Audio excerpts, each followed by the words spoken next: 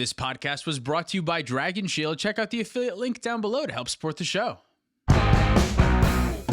Welcome to the Play to Win podcast, where we talk about winning in CEDH. I'm Cam. I'm Dylan. I'm Tyler. And this week, we are going to be reacting to our patrons' hot takes. I am so excited. Me too. Because So they're not my hot takes. No, right? They're not my hot takes either. So we left a little note on Patreon to ask for your hot takes, and we're going to read them. These are specifically CEDH, but sometimes Magic the Gathering hot takes? Yes, they are. Okay. Not politics. Not politics. Oh, that's good. Not politics, no. Okay. So we're just going to jump right into them as we always do. And we're going to start off with Christopher's hot take. 2-mana counterspells are bad, LOL. One, I want to begin with, are we rating these? Oh, that's a good question. Like, do you mean Of like all the things we can't rate, guys, I know you're obsessed, but for the love of God, do you we want to do a can't- top 10? Like, are we doing like the top 10 best or top 10 worst takes? Or we could just rate them at a 2. Like a 2 is a good hot take, 1 is not a good hot take. Or should 0 be not bad hot Part of take? me You can just kinda- say it's a good or bad hot take. This has nothing to I'm not do gonna with. be able to track that very well. I think just saying if it's a good or a bad take is okay. I kind of feel bad like putting someone on blast and say, hey, This is a bad take. I'm going to read their name. Like, Right. I don't want to put them on blast and Yeah, be like, you we'll have be the nice. worst take of the day. So is a good take a take that we agree with, we're saying, and then a bad take is a take that we do not agree with.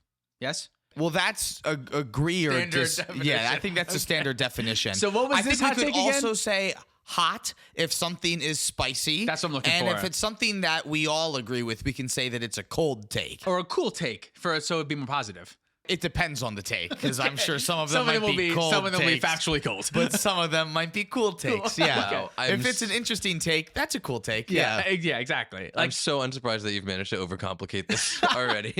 so this one say this one again. What's this? So Christopher says 2-mana counterspells are bad. LOL. I think this is a little warm. I've been coming around to 2-mana counterspells very recently, but for a while I did have this take. I think I'm in the opposite direction, that I think they're underrated right now, just Yeah. because more flexibility to counter creatures seems to be a lot more important lately, and most of the good counter spells that also hit creatures cost 2 mana. But I'm not about to run counterspell either, so Yeah, Mana Drain and Delay have been good for me recently. I had cut those for a long time, but recently I've been liking like the versatility and the catch on this. CDH has gotten very wide. I feel like it's not just, I don't see the same thing every single time. I see a whole bunch of different stuff, so I like catch-alls like Mana Drain right now a lot. I would say this take is like probably 45, 50 degrees Fahrenheit. For all you Celsius users, I have no idea what the fuck that is. No clue. That's impossible math. No one knows how to do that. But I think most 2-mana counterspells are bad. Mana Drain is something that I won't leave home without anymore, especially with the meta being so much more creature reliant too. I want to make sure I have ways to stop Grand Abolisher on the stack. Yeah. And these 2-mana counterspells do that. So I think outside of maybe 1 or 2 slots in my deck, I don't want any more than that. It's just these two. It's just Delay and Mana Drain, and outside of that, I would agree. So it's kind of it's a take. Yeah. I would say it's a regular take. It's a warm take, yeah. I will just say that Tail's End continues to be close for me, probably, and will be forever, and never actually make its way into my deck. but never quite there. But never, never quite there. Yeah, so it's bad. All right, let's read this one here. Nick Foles says, Drannith Magistrate is an overrated card, tends to king make pods if played incorrectly, looking at the Kinnan player who already landed their commander when no one else has, and should not be included in Turbo List. I don't think it is as auto-include as everyone says it is. This take has a couple of different points in it. At the beginning, I was like, definitely disagree. I think Drannith Magistrate is one of the best cards in the format right now. As the take was explained, it got a little bit cooler. It 'cause- started real hot. started It real came hot. in real hot. And it took this weird turn into this cool area all of a sudden. I agree it doesn't belong in turbo lists, but I don't know that I think that white belongs in turbo lists. So if you're playing white, you know what I mean?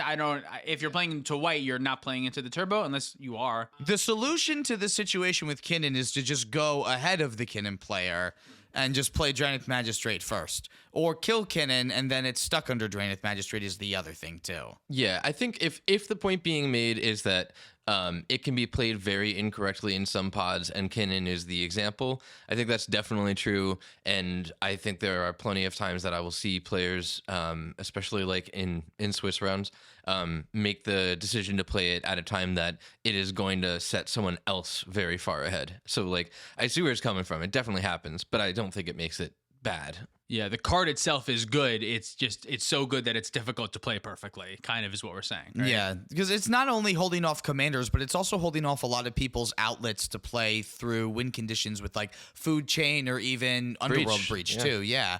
So, I mean, you could make this argument for all stacks pieces, and a reason why you don't include all stacks pieces in your deck all the time too. This one's just like a poster boy of it because Drannith Magistrate is like the best. The effect stacks is piece, so right? good, It's the yeah. best effect in our format. But I think as someone who's playing against Drannith Magistrate, if you are in that scenario where, let's say, Kinnan is that far ahead, I think then it's your job to kind of politic the table to let them know, hey, Kinnan's really far ahead. We should focus on maybe not even killing the Drannith Magistrate because it's stopping other people from winning. Maybe we need to use our interaction on Kinnan so that Kinnan can also not win while we all can't win. It also can be something that you can look ahead and politic ahead of times when the Kinnan player casts their Kinnan, or not Kinnan, any commander Magda who plays their commander before you want to play your Drannith. Talk to the table and say like, hey, this sucks, but I have a Drannith. If you can get rid of the very powerful commander, even though you normally wouldn't because they could just recast it, I can help keep it in the command zone. So if you can like politic a little bit, that can sometimes be helpful too.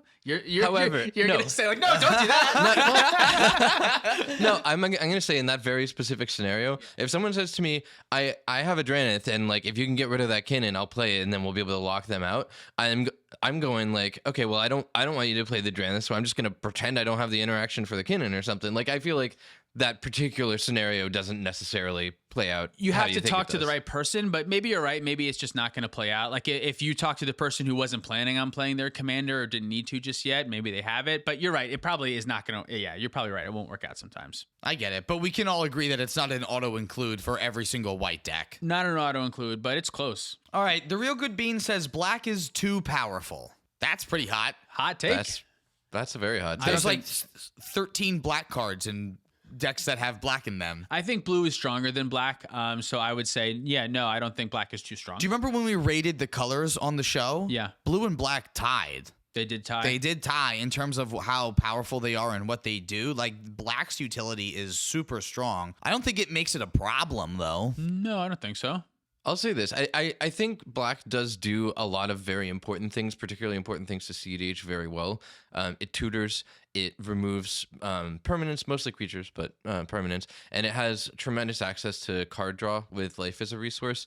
So on those axes, I can see where you might say black is too powerful. I don't think it's too powerful now, but I think if we keep seeing like counter spells and counterspell like things being shifted into other colors, and black starts getting access to that, that might be the thing that would change my mind. It is this fucking close. Yeah, I think I agree with that. It's got a lot of hits recently. Orcish Bowmaster was a recent one, but Dothy, Voidwalker, and Opposition Agent even feel kind of newish to me, although they're probably not that new anymore. But we have gotten a lot of good black cards recently, but I don't think it's too... Maybe it's the one card win conditions that we're thinking of, like Peer into the Abyss and Yeah. like Ad Nauseum and Necropotence, like these kind of big heavy hitters that draw most of your deck for a very low, well, pretty high, but very low cost half the time. So there's a lot of things to agree and disagree with there, but I definitely don't think it's too powerful. Not too powerful. This take is hot. Yeah, Piping. It's a hot piping. Yeah.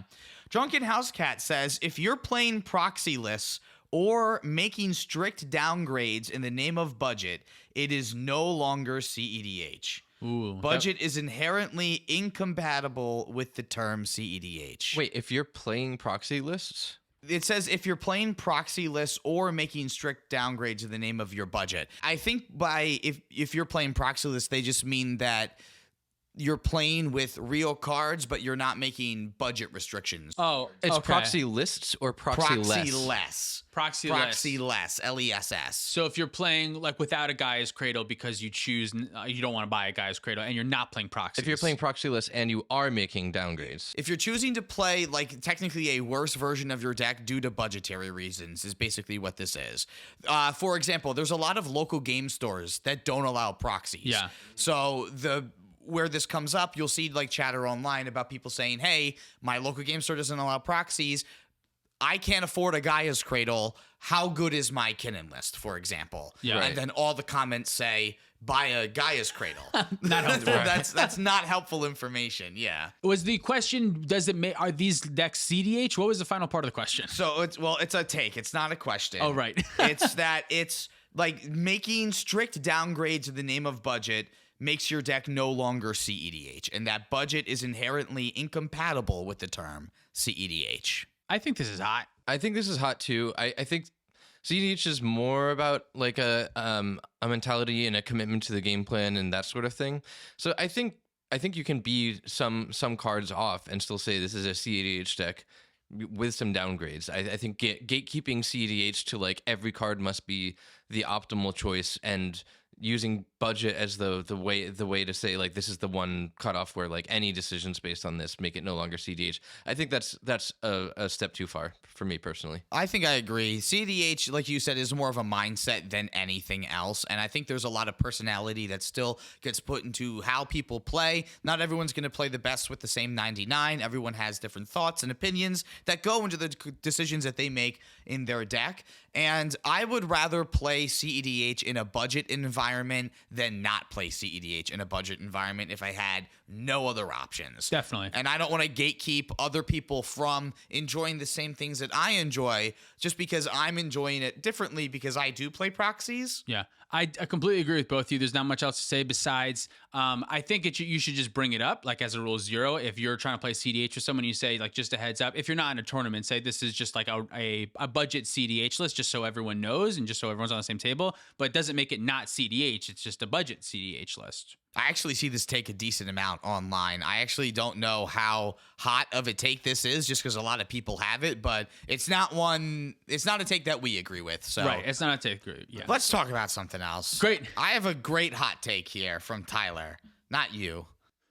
Cards that make you get rid of a second card to use, though they're good, they're not as good as everyone makes them out to be and can require you to ditch cards that are a lot more important. Oof, I don't know how good everyone makes them out to be, but I think they're pretty fucking good. I think this is Free stuff is great. hot ass take right Yeah. here. I think Stuff is very good. Force of Will is was one of the strongest cards in the game, without a doubt. Maybe, I guess, if a card is played in every single blue deck, how do you call it overrated or underrated, I guess? Like, it's still so good, and you getting rid of whatever you're countering is definitely better than whatever else you had in your hand. It is a cost. It is like a cost you have to think about when building your deck. You can't only have Force of Will as your only blue card in the deck. That's not going to work, right? You do have to think about that a little bit, but it's easy to think about that when blue cards are so good and you want to put them in anyway. With some of the other ones, it can be a little bit more of a cost if you're not playing that many of that card. If you're in 4 colors and maybe one of your colors is more of a splash, I can understand limiting the amount of these because you're just not going to have the ways to cast it.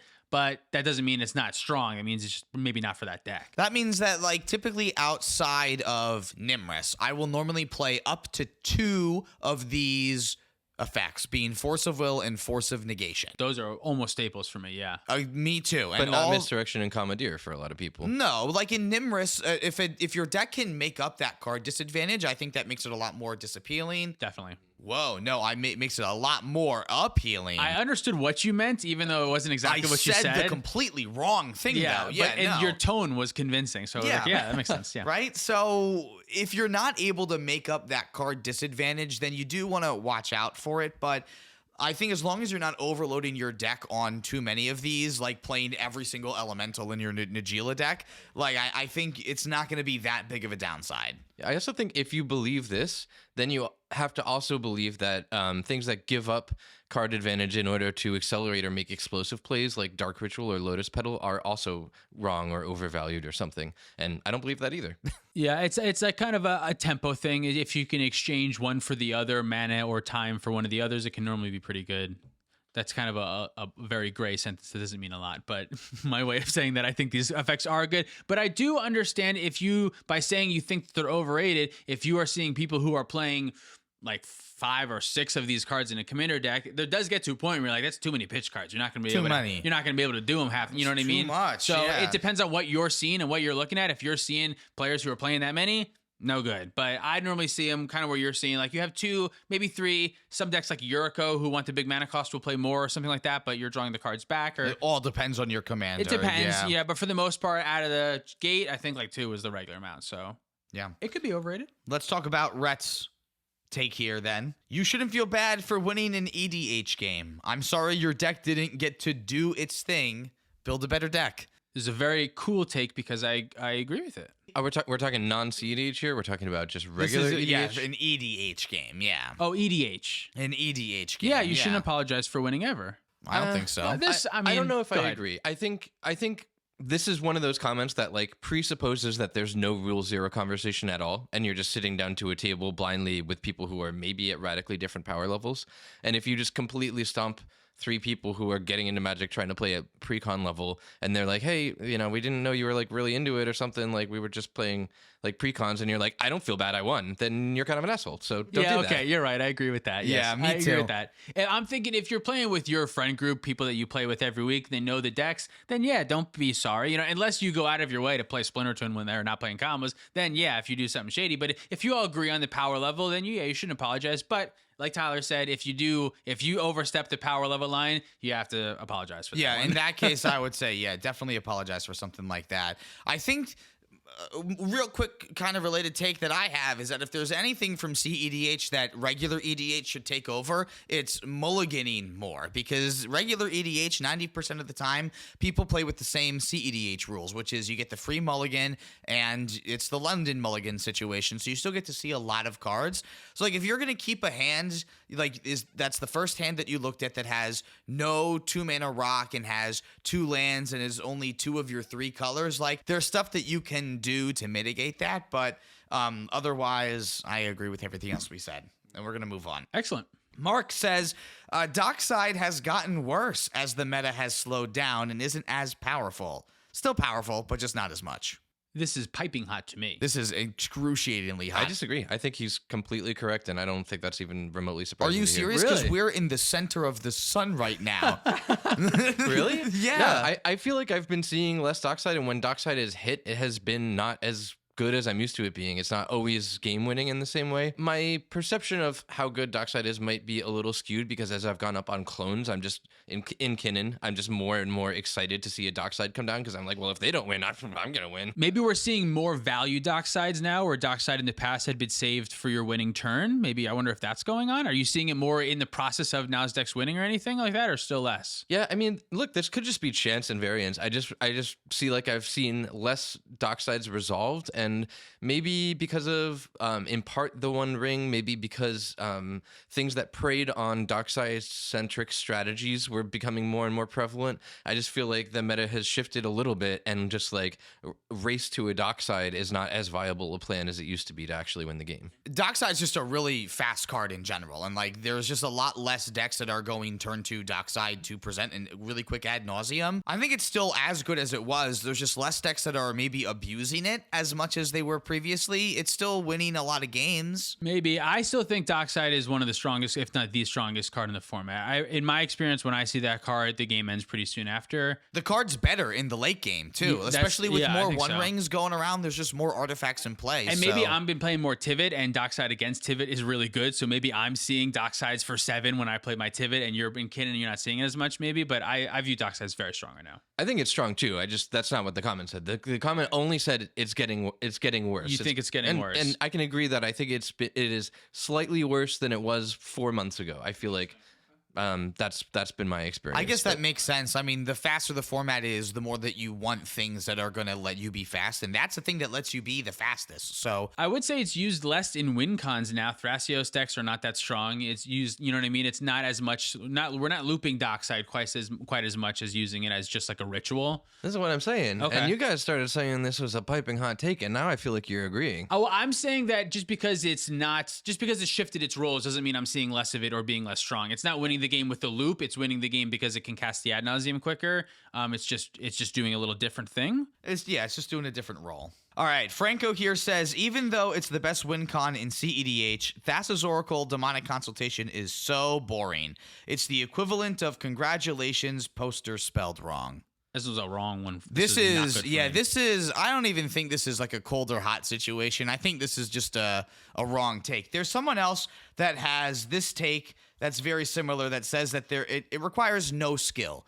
to that's assemble not true. Thassa's Oracle And demonic who's that? consultation. Yeah, let's call them out publicly. These You are wanna call them these are out two really publicly? different things. I'm putting all of the Thassa's Oracle, the negative Thassa's Oracle takes in one because I don't want to talk about it twice. yeah. Okay, okay. I We're think only going Thassa's to talk Oracle- about it once. I think Thassa's Oracle is cool. I think the ways that people get there are different a lot of the times. How they tutor for it and which way they go find it is different. I like Thassa's Oracle WinCon. I think it's such a part of CDH. Yeah. A big thing that a lot of people in 60 card formats would always say is that burn is not just like, oh, deal 18 to 20 damage and kill them. Like, you have to sequence things the right way, and there is nuance to what you're doing. And it's the same thing with Thassa's Oracle and Demonic Consultation. You should try playing it so that you can kind of see that not everyone just lets it resolve. You don't just win every single game that you have Thassa's Oracle. Like, there's other stuff that happens. Still have to identify the window, figure out if you can go for it with Right. the tutor. Like there are so many factors, and to say that assembling that combo requires no skill is also to say that assembling any other A plus B combo requires no skill. To which I would say, no, you're wrong. I do agree with the person who said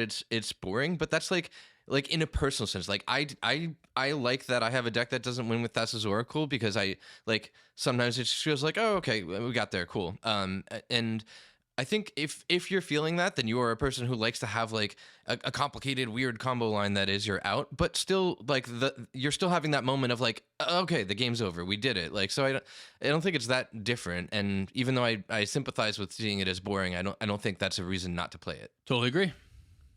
Well, with some of it, I don't think it's boring. I think it's fun. I think it's fun too.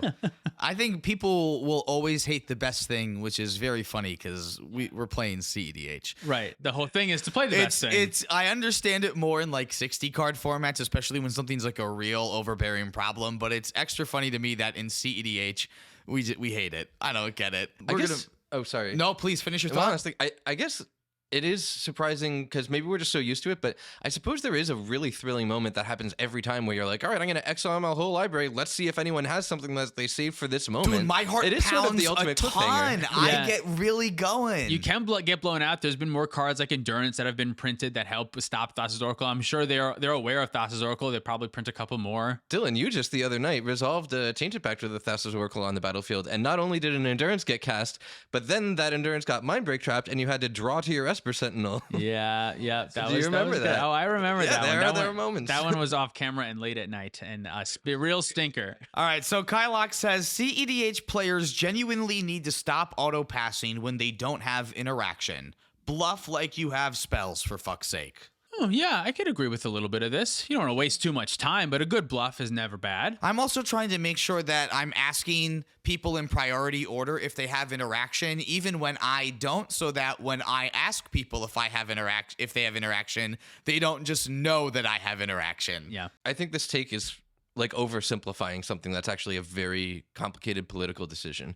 If you are saying that you're F6'd or representing or acting like you're F6'd, I think you should be making that choice very consciously and being conscious of the message that sends to your opponents. And sometimes you do want to send that message. So saying don't ever do that is wrong, and I think that's incorrect.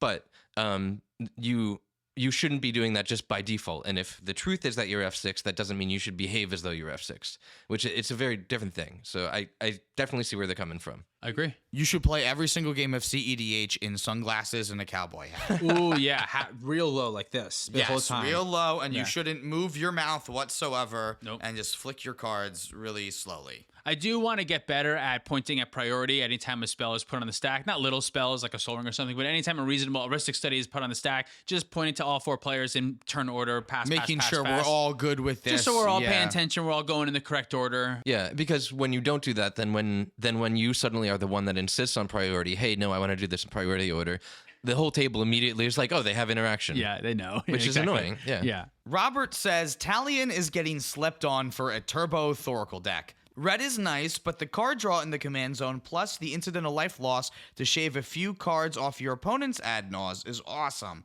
Plus, you can run a huge counterspell package. Slept on.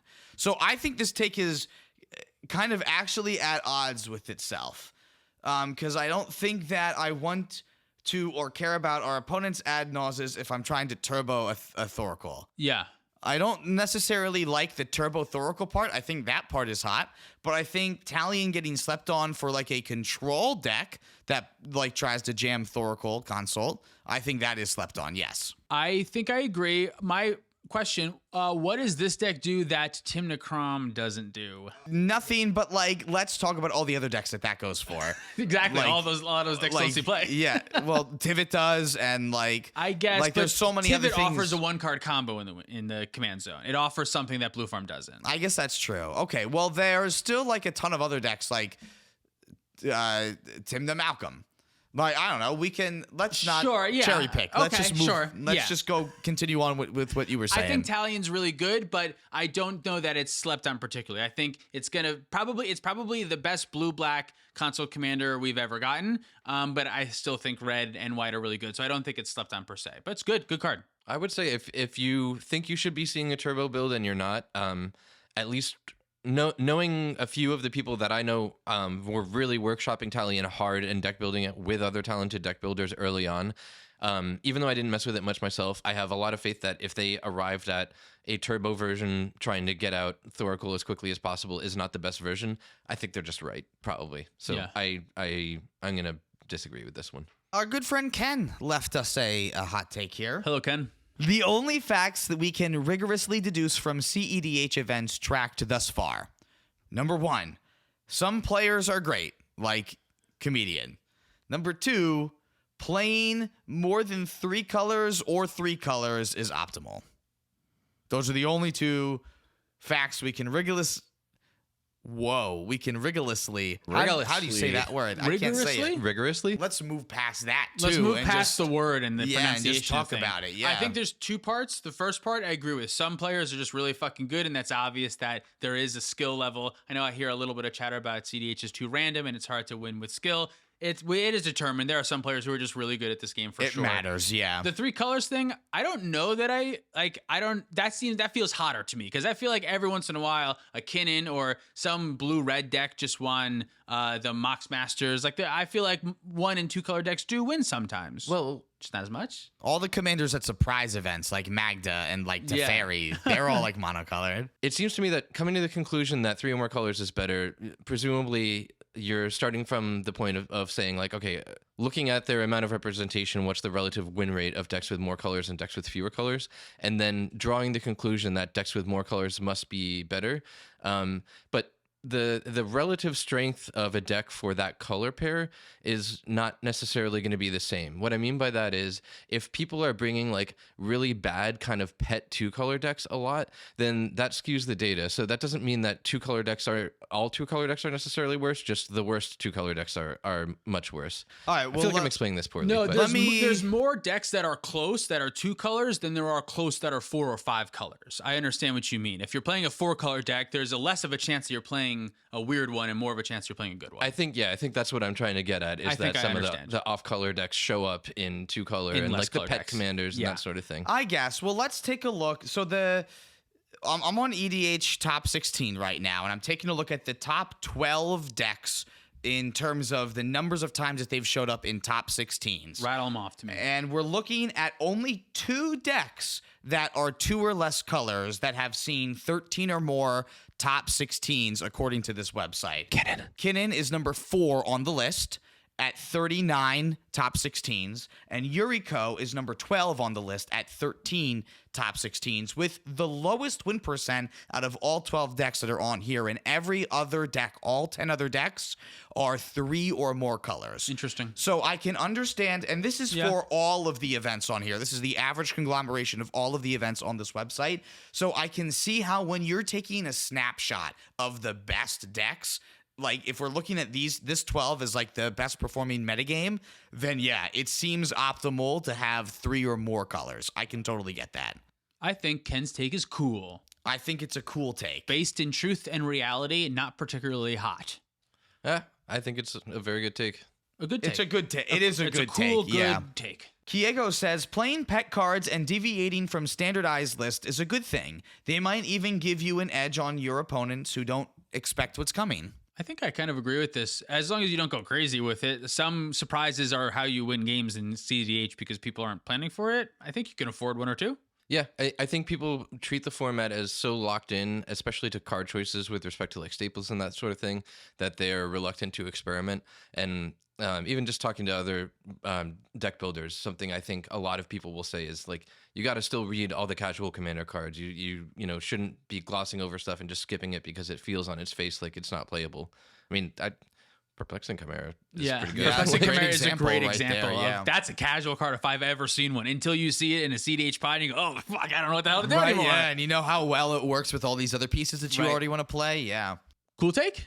yeah, that's a cool take. Cool take. Great take. Good take. Here's one from Jan Wildfang. Jan. Hey Jan. Always share opponent's hand information with the table. Ooh. I've been saying this for a while. You've been I doing always do this, and I always reveal it because I think people, no matter how many times they try and convince themselves that they are correctly evaluating what hidden information is versus what like revealed information is, and the relative threat of each of those, they will still like just by default go, okay, the information that I know about, I'm just going to be more scared of that no matter how much hidden information there is. Even if an opponent has 10 cards in hand that are hidden, they're going to be worried about the 2 cards that are really good that are revealed. So yeah, I think always revealing is absolutely correct. Good call, Jan. What do you think about the fantasy land that I'm thinking of, where you don't want one of your other opponents to know that the opponent's hand that you've looked at has a counterspell in it? You want them to go for a win, and then when it's on the stack, say, hey, other player, I know that this player has a counterspell. We need to make them use it on this spell. This way, the other player could have not played their win condition because they didn't know that the revealed player had counterspell. I think I said that in a little backwards way, but do you know what I'm talking about? I see what you're Is saying. that worth anything or no, never? I think there are probably exceptions where it is right to still not reveal, but I'm just saying by and large, I think it's almost always right to reveal. Interesting. Okay, I normally want to hide that information until I feel it's relevant to release it to the table. I'll probably Typically, that's what I will do too. I'll tell them over time maybe, but at first I want to keep the information and then let players know like, hey, they do have a win, you know what I mean? Get ready now. But I could see there is like one of the issues why Thrasios got a little worse is kind of everyone realized that once Thrasios reveals they have a counterspell, everyone just knows, okay, make Thrasios spend the counter magic. So it's kind of the same thing where like if you get probe that person's hand, now everyone, the whole table has to make that player use the counter spells. Right. So I do get it. But I do think this is a little warm, Jan. I'm not going to lie. I sometimes I do want to hold that information. Devin says, blue is overrated. Every game that I play is a 50% chance of me winning or losing. Either they stop me or they don't have it.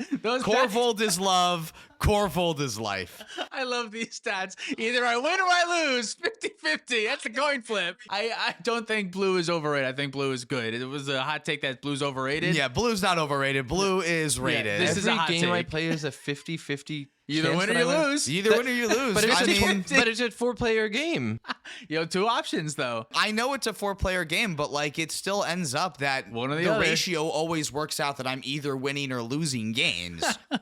Here, we got one from Kawaja. Excellent. Hello, Kawaja. With the one ring being prevalent in most decks, combat should matter, and hitting people who used to say my life total doesn't matter does matter if they run the one ring. This is a cool take. If someone says they don't run ad nauseam, ask them very quickly afterwards, do you run the one ring? And if they say yes, attack them then. I think what Quadra's getting at, to distill it a little bit, is like, we used to go, do you run Adnons? And then the next thing you ask is someone on Sylvan Library? And I think we just need to start adding the calculation of like who has a one ring or is most likely to produce a one ring in the next few turns. One Which ring- is everybody. Like to Yeah, me, which is everybody. It's Everyone shot runs up it, in yeah. priority over like Treasonous Ogre even now too. Like I think there's it's just, ad nauseum. The one ring is right next on who I should attack overall. again, it's not even like the one ring has to be in play. I'm even trying to target you before your one ring comes down too. So One ring is good, very good. Every deck should play it probably.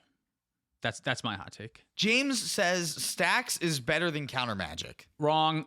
Wrong. Hot. So hot. That's just wrong. wrong. Wrong. Hey, hang on. I think we should give this one a fair shake. Okay. It depends on what you mean by better, but I will at least say that Stacks impacts all of your opponents and Counter Magic impacts one of your opponent. It is too broad to say Stacks is better than Counter Magic because it depends very much on the situation. It depends on a lot of things. Yeah. Saying Stacks is better than Counter Magic is wrong, Ben. Yes. You just said that it's wrong, so saying Stacks is better than Counter Magic is wrong. There are some times when Stacks can be better than Counter Magic. I think that's what you're getting at, and I agree with that. There are some times. Overall, I want to, especially in CDH, I want to be able to interact only with who I want to, only when I want to, more often than not. I'm a big Stacks player. I love Blood Pod, but just overall in power level, I have been playing Stacks a lot less recently because I like Blues just so much more. And here's another one that's kind of along the same take from John here. Stacks is the best archetype, but no one has the mental space or time to devote to really learning the matchups and how to play. Tournaments with current time restrictions also prevent the pilots that do know what they're doing from winning because the other 3 players eat into time like an all-you-can-eat buffet. The problem I have with this take is this was some problem that I have with a lot of takes, which is you got to stop blaming other people for why you're losing the game, because there's got to be things that you can do, plays you can make, things you can say in a game to try to make sure that people aren't doing that. And it's not going to be perfect 100% of the time, but you're not going to get anywhere in your CEDH career if you're always blaming other people. And just like that should apply to your life in general. Part of the game, playing around players who are not so great is part of the game. Or if you have to play around what you expect them to do. If you're a Stacks player and you find yourself running into the tournament time thing a lot, you got to understand, first of all, this is just a risk you run with a Stacks deck because you need the game to go long most of the time.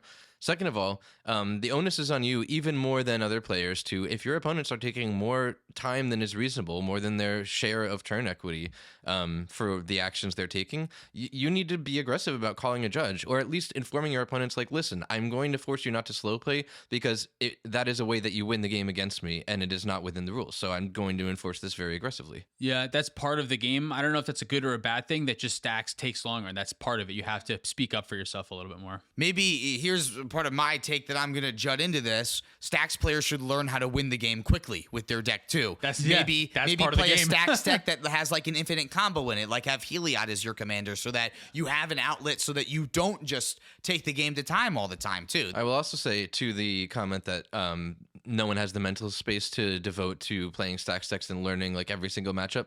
Charles. The people do exist, but they're few and far between. I do kind of agree with that piece, that Stacks is probably the archetype that is misplayed the most. We can, if that was the cool version of this take, we would definitely agree on that, but otherwise this take is a tad hot. Victor says, I think backgrounds are an underused mechanic and that any non-partner commander should be able to have one. These are 2 takes. Underused, probably not. You're locked in 2 colors, and as we talked about, that doesn't seem to be a good way to win CDH games.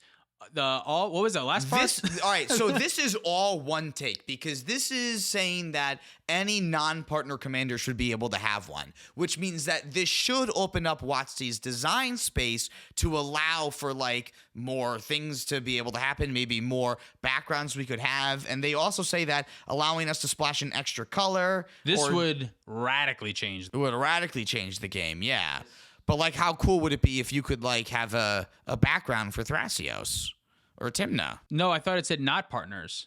Oh yeah, any non-partners. Specifically, not those 2. Like Kessler, Kinnan. What if you could put Red and Kinnan? This take has singed all of my hair.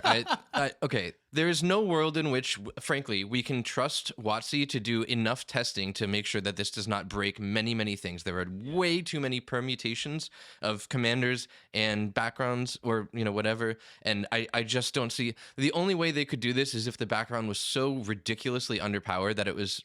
They couldn't even do it then. Adding colors to commanders that are balanced for being within their colors would just break everything. It might There's be a fun no way you can do It might this. be a fun experiment if we just like picked 4 decks to do this too. Like gave Kinnan red, gave Kess white, gave some other commanders that are almost there an extra color, and just see what happens. Yeah. I think we've talked about this before, though. Giving extra colors just would break some things completely wide open. Definitely would. I don't think any of the backgrounds are good, but it is just the ability to give other decks colors and options that they just didn't have before. I think I don't know. I think that's a little much. It would be a little much. The take is a tad hot. That's what we I asked think for. this one's a little hot. Yeah. Yeah. So I like it. To the extent that the core sentiment is, I think backgrounds are underutilized and we should explore more of that design space. Yeah. But Yeah. don't go telling Yeah. WotC to do it irresponsibly. No, that would change the whole. I that would shouldn't change just the whole be thing. Here, fuck allowed this to whole thing up. have No, right? Yeah, no. All right, so our last one's from Philip here. It says CEDH suffers from pseudo rotation through Modern Horizons and made for Commander cards as well. And I don't quite like that. Here are the points. It is more expensive. It is harder to get every 4 Commander card when they are in exclusive products like Secret Lairs and Collector Boosters. And getting better at a deck is harder when you have to keep up with the fluid meta. All right, it was all good up until that last part. That last one, yes, but that's why I like Magic, because I have to keep up. I don't want it to get stale. I don't want to want it make to sure get that stale. things are still changing and it's interesting. I think this take is a little hot. I don't think the new products have changed CDH that drastically. Like, I think suffers is a strong word Yeah. to describe what's happening. We're getting like Dorothy Voidwalker and Opposition Agent type cards in the same set. Like there's times when we get big, impactful, not reprint sets, but like these Eternal, that's what it is. The Eternal sets that come through, there is going to be some big, impactful stuff, and there's usually multiple cards that do end up changing the format, but I kind of like that. I like that too. Yeah, I think the rate of meta shift feels pretty healthy to me. You don't have to upgrade every single time. Like, take some time. Yeah. Yeah, take some time. If you don't want to buy the cards, that's okay. Yeah, I agree with that. I mean, it is escalating the amount of powerful things that they're printing, but I agree with you that I don't mind it. I like that they print powerful cards. I like seeing new strong stuff. It's fun. That's the thing. I enjoy playing with fun, powerful cards, and I want more of that. So bring it on. Bring it on. Yeah. Cool. Well, those were some pretty hot takes. Thanks so much for watching or listening. If you want to support us directly, you can do so on Patreon, like our $100 patrons. Mark Cirillo, Alan, but all in lowercase. Zachary Nelson, she doesn't even go here. Joey Aarons, SoCal Acura, Stormageddon, Luke Cook, AJ Albosabi, Kylock, Demon of Rosgrees, Uncle Butts, Quadja, A. Hamid, Lauren Connell, and Baby G-Bus. If you'd like to pick up any of our merch, you can do that at playtowinmtg.com. Big thank you to Dragon Shield for supporting the show. Make sure you use our affiliate link down below. Make sure you follow us to get some extra content on Twitter, Instagram, and the other one, TikTok. Thanks for watching. See you next time. Bye. Or listening. It was a podcast. Jabaha, Dalton Poti, Kadanis, Lutrizad, Mitchell Shepard, Justin Mansolo, Pedro Jacob Depp, Michael Ballou, Jan Wild, Fang, Thomas Bueno, Swampy McGee, and David Nelson. I'm uncomfortable. You're uncomfortable, Tyler? Do you need a pillow? I can get you like a pillow or Do you have a waterbed? I have several. That is alarming. Do you want Like, people salt who water own- or fresh water? People who own one waterbed are probably just like, into light vandalism. People who own more than one waterbed, definitely serial killers. Well, in the 70s, I bought up a ton, so. You bought a It ton is of the water have, buds Yeah, in so the now 70s. I just have a bunch. Were you trying to flip them? I bought a bunch of water beds in No. the 70s. I bought a bunch of water beds in the 70s. I bought a bunch of water beds in the 70s. I bought a bunch of water beds in the 70s.